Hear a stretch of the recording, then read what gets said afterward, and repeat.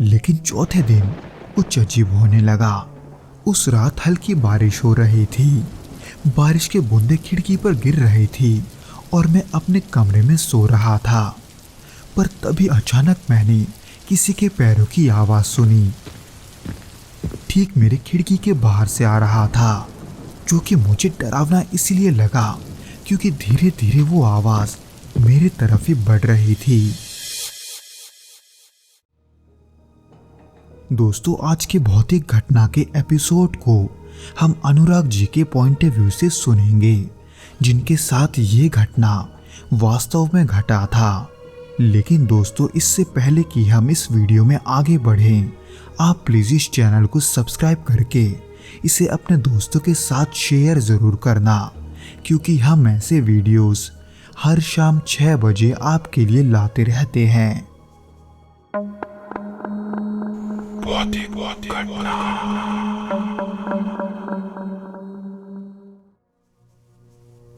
ये बात 2006 की गर्मियों की है। मैं अपने मामा के गांव दुर्गापुर पहली बार गया था, जो कि पश्चिम बंगाल में है, जहां चारों तरफ हरियाली और सुकून भरा वातावरण था। लेकिन उस सुकून के पीछे कुछ ऐसा था जिसे मैं तब महसूस नहीं कर पाया। मेरे मामा का गांव के छोर पर था। हालांकि उनका घर छोटा और पुराना था, पर मामा और मामी ने मुझे बड़े ही प्यार से रखा। उनके बेटे सचिन से मेरी जल्द ही दोस्ती हो गई, जो कि मेरी ही उम्र का था। सचिन ने मुझे गांव की गलियां, तालाब और खेत दिखाए, लेकिन एक जगह वो मुझे कभी नहीं ले गया। गांव के उस पुराने पीपल के पेड़ के पास, जहां से ये सब शुरू हुआ था और जहां पर मैं इन सब से पहले ऐसे ही घूमते हुए गया था। दरअसल बात ये थी कि जब मैं दोपहर को खेतों की तरफ से लौट रहा था, तब उस चिड़चिड़ाते धूप से बचने के लिए मैं उस पेड़ के नीचे गया था, जिसके बारे में मैंने किसी को इसलिए नहीं बताया क्योंकि ये किसी को बताने वाली बात नहीं थी। पर ठीक उसी शाम जब मैं और सचिन तालाब के किनारे बैठे थे, मैंने मजाक में सचिन से उस पेड़ के बारे में पूछा, क्योंकि वो तालाब के पास आते वक्त भी उस पेड़ के करीब से नहीं आना चाहता था। इसीलिए जैसे ही उसने मेरा सवाल सुना, उसने जल्दी से बात को पलट दिया। न जाने क्यों वो मुझसे उस बारे में बात नहीं करना चाहता था। हालांकि इन सब के बाद भी कुछ दिनों तक तो सब कुछ ठीक था। सुबह खेतों की सैर और दोपहर को आम के पेड़ के नीचे सुस्ताना, इन सब ने मुझे उन सब के बारे में भूलने पर मजबूर कर दिया था। लेकिन चौथे दिन कुछ अजीब होने लगा। उस रात हल्की बारिश हो रही थी। बारिश के बूंदे खिड़की पर गिर रही थी और मैं अपने कमरे में सो रहा था। पर तभी अचानक मैंने किसी के पैरों की आवाज सुनी। ठीक मेरे खिड़की के बाहर से आ रहा था, जो कि मुझे डरावना इसलिए लगा क्योंकि धीरे धीरे वो आवाज मेरी तरफ ही बढ़ रही थी। हालांकि जब मैंने खिड़की के बाहर देखा तो वहां सिवाय अंधेरे और बारिश के कुछ नहीं था। पर हैरानी तो मुझे तब हुई जब अगली सुबह मैंने खिड़की के पास कीचड़ में बने गीले पैरों के निशान देखे, जो खिड़की के पास आकर गायब हो गए थे। हालांकि जब मैंने ये सब सचिन को बताया तो उसने थोड़ी देर चुप रहने के बाद ये कहा कि शायद ये कोई जानवर होगा, लेकिन तब उसकी आवाज को सुनकर ऐसा लग रहा था कि वो कुछ छुपा रहा है। इसके बाद रातें और भी अजीब होती गई। कभी कोई मेरा नाम लेकर पुकारता तो कभी मुझे खिड़की के पास दस्तक की आवाज सुनाई देती। इसी बीच एक रात मेरे साथ बहुत ही अजीब चीज हुआ। मैं गहरी नींद में था और मुझे बहुत ही अजीब सा सपना आया। हालांकि तब मुझे ये नहीं पता था कि ये एक सपना है, क्योंकि वो सब बहुत ही असली लग रहा था, जिसमें मैंने देखा कि मैं अकेले अपने कमरे में हूँ, जहाँ पर मुझे उसी तरह की चलने की आवाज आ रही थी जो मैंने कुछ रात पहले सुनी थी।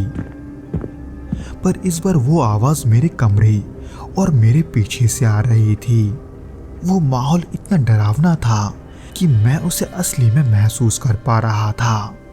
तभी अचानक से पीछे से मेरे कंधे पर किसी ने हाथ रखा, जो कि बहुत ही ठंडा और गीला था। जिसको महसूस करते ही मैं अचानक नींद से जाग गया। पर जब मैं नींद से जागा तब मेरी दिल की धड़कनें बहुत तेज थी, जैसे कि वो सब मेरे साथ वाकई में हो रहा था। पर जैसे ही मैं दोबारा लेटा, मैंने महसूस किया कि मेरे बाएं तरफ का टी शर्ट कंधे के ओर से गीला है और एकदम उसी जगह से जहां पर सपने में किसी ने मेरे कंधे पर हाथ रखा था।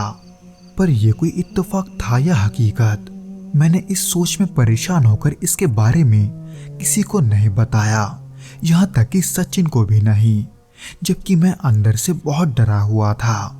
और न जाने क्यों पिछले रात के बाद से मेरा मन उसी पीपल के पेड़ के पास जाने को कर रहा था। हालांकि मैं जाता तो नहीं था, लेकिन मुझे उसके वजह से एक अजीब सी बेचैनी होती थी। लेकिन एक रात फिर से मैंने एक अजीब सा सपना देखा, जिसमें मैं उसी पीपल के पेड़ के पास खड़ा था, जिसके बाद से मेरे साथ और भी अजीब घटनाएं होने लगी। न जाने क्यों मुझे ऐसा लगता था कि मेरे साथ कोई और भी है। मेरा शरीर ही मुझे पहले से भारी लगने लगा था और अचानक मेरा भूख प्यास भी पहले से बहुत बढ़ गया था। फिर एक रात जब पूरे घर में सब सो चुके थे, मुझे लगा कि कोई मेरे बिस्तर के पास खड़ा है और तभी एक ठंडी हवा का झोंका मेरे गर्दन के पास से गुजरा और ऐसा लगा जैसे किसी ने मुझे छुआ हो। पर जैसे ही मैं एकदम से उठकर खड़ा हुआ तो कमरे में कोई नहीं था, जबकि कमरे में एक ठंड का माहौल बना हुआ था।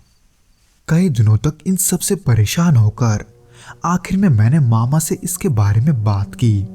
हालांकि ऐसा होने का क्या कारण है, उन्होंने इस बारे में मुझे कुछ नहीं बताया और ना ही उस पीपल के पेड़ के बारे में।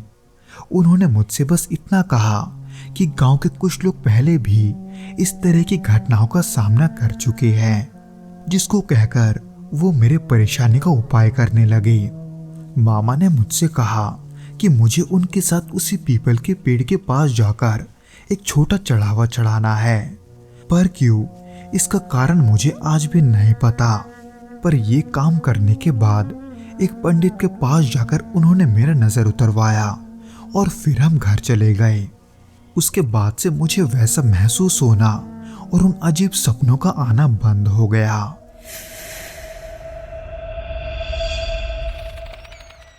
तो दोस्तों, ये तो था वो घटना जो कि अनुराग जी के साथ घटा था। उम्मीद करता हूँ कि आपको ये पसंद आया होगा, और अगर आया हो तो प्लीज़ इस वीडियो को लाइक और इसे अपने दोस्तों के साथ शेयर करना मत भूलना। और आपको ये वीडियो कैसा लगा आप हमें कमेंट करके ज़रूर बताना।